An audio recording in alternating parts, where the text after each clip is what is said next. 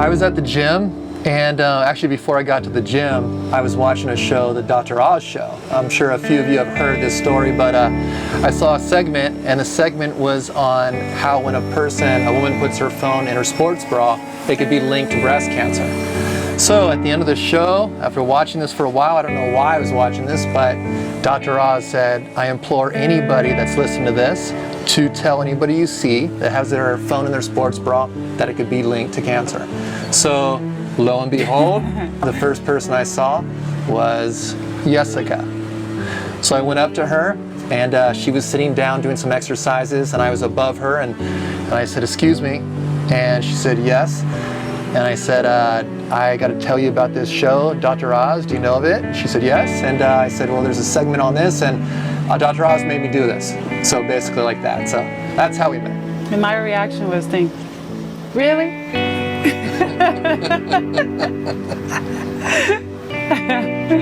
The rest is history. Yes. And future. Yes. My first impression of Tommy, I was a little sketched out when he noticed that I had placed my phone inside my sports bra, but at the same time I found him very attractive.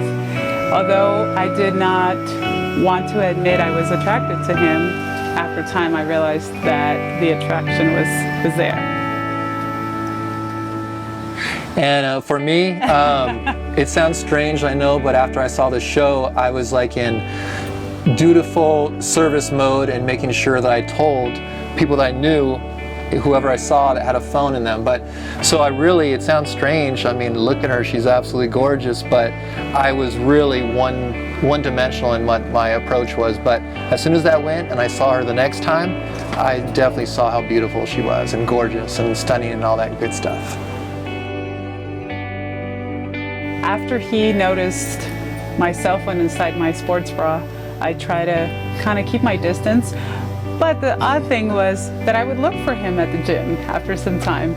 And eventually I saw him a few times, and I kept noticing how attractive he was, and we started saying hello to each other. And the next thing you know, I had the courage to introduce myself to him, and he walked me to my car and asked me out for lunch. Yeah. We took it very slow. Seeing each other at the gym, I guess I courted her at the gym, is what you could say itself. So her first love was the gym. And, just saw how passionate she was about that. And, we just grew closer with little conversations. And then I always tell this little story. Our first kiss is when she offered me a drink of her protein drink at the end of her workout. And I was like, oh, okay, I'm drinking out of her same glass. Okay, that's almost like kissing itself. So, so from there it led on to outside dates away from the gym, and we grew closer. We knew we had something there. That is a funny and almost a pathetic, lonely story, because we were at the gym and I was off to the side and she was at the squat rack, and she was talking to one of her friends there.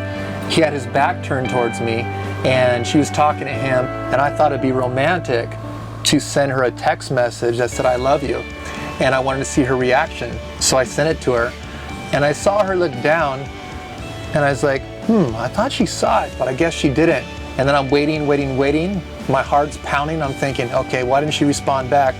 Little did I know that the guy that she was talking with was saying bad things about me. And he was basically, I guess you could say, player hating kind of thing itself, so or something else.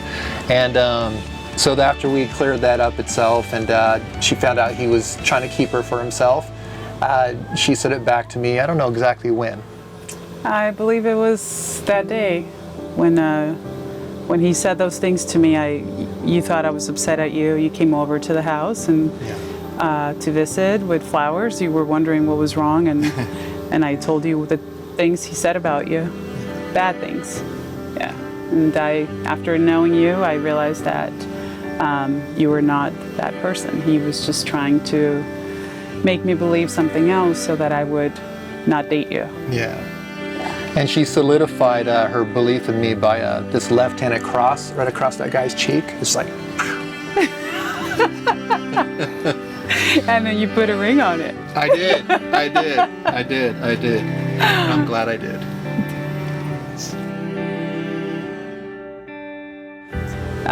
When I first saw him, the way it started off, I was a little worried about him noticing my cell phone inside my sports bra.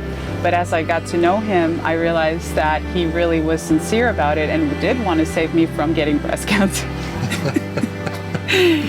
And after I got to know him, I really admired everything that he does for everyone and the big heart that he has. And I realized he was the love of my life and I wanted to be his wife one day.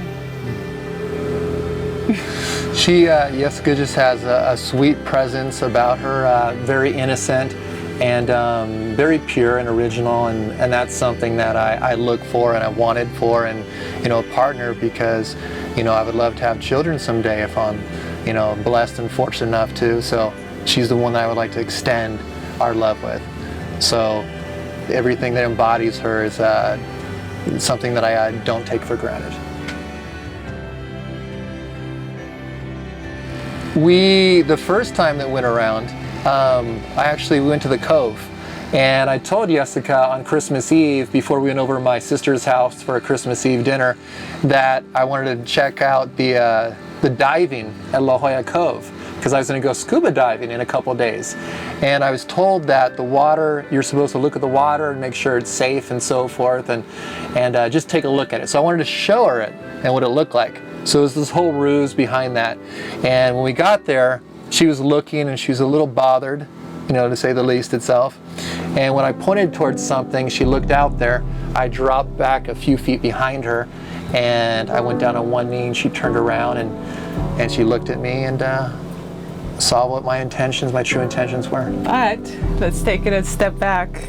I do recall him saying that the person that would give us lessons would be Vincent, his cousin. And I remember thinking, oh, that makes sense. We just met or talked to Vincent about this, and he brought it up because he loves to go scuba diving. Or I don't remember if you mentioned Vincent or if I assumed that. I don't know. Anyway, my thought was that Vincent was going to be there and he would be the one taking us under, and we would be getting some lessons. But the weather was so cold, it just didn't make any sense to me. Oh, you really thought we were going to have lessons that day? I did. I knew some, and then at some point I thought, this is really strange. Something doesn't add up. And then I'm thinking, okay, something tells me he's going to propose right now. But as I turned, he was on one knee. Yes. And I said yes. See. Baby, if you're watching this, that means we made it. We're husband and wife. I just want to say that the one thing I love the most about you is your big heart. And I love you so much for that. And that is how I know that I would call you my husband one day. I want you to know that I'm really thankful for everything and everything that you do for me. I admire you for who you are and everything that you do for others. I love you so incredibly much, and I'm so excited for our future together and to start a family together. The future is ours, and I would like to thank everyone for being here and celebrating our special day and bringing all the love that we want to have everyone together. And I'm thankful to now call myself Mrs. Bombardo. Love you. Bye, baby.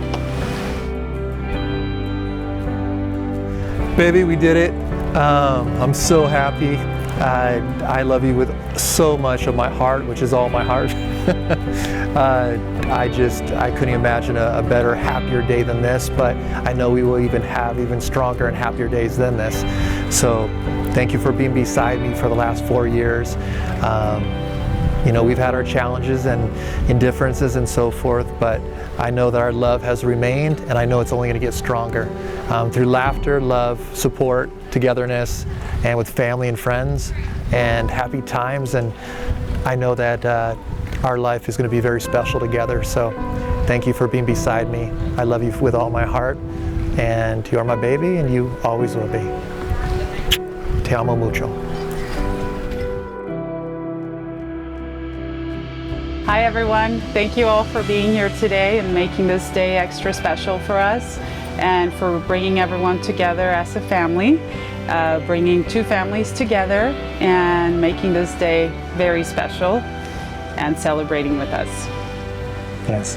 And right now I can see you. I don't know exactly who, but somebody's going for extra tri-tip. Those are limited portions. Watch yourself. No, I want to thank everybody for being here. You know, we hand-selected all of you to be here. We appreciate you being here and celebrating a special day. Yessica's the love of my life, and everybody out there, I'm sure you all know it. So looking forward to go ahead and our next adventures with you all in our lives as well. So thanks for coming, have fun, celebrate, and see you on the dance floor.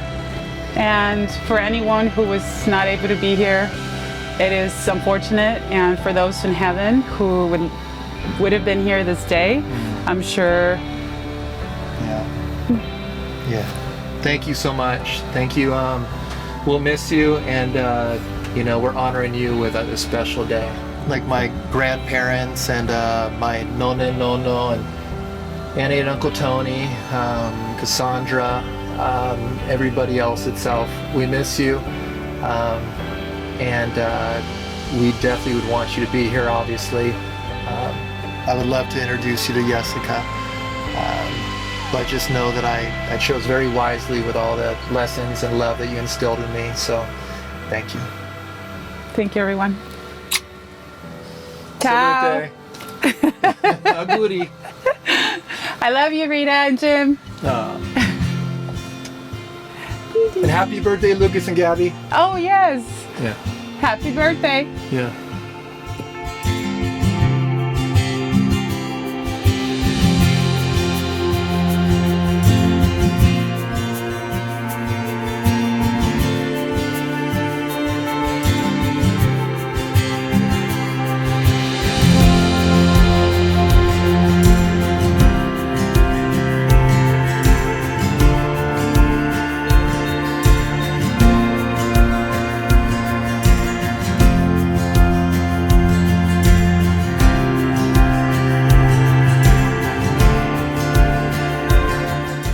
It's something that with these challenges, we know that we get through them with communication and love, and I guess looking at keeping our eye on the prize kind of thing.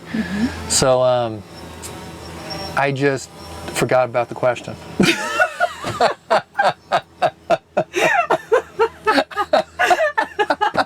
You want to? Yeah. I gotta see that. Yeah. And with that, it made us stronger going through it itself.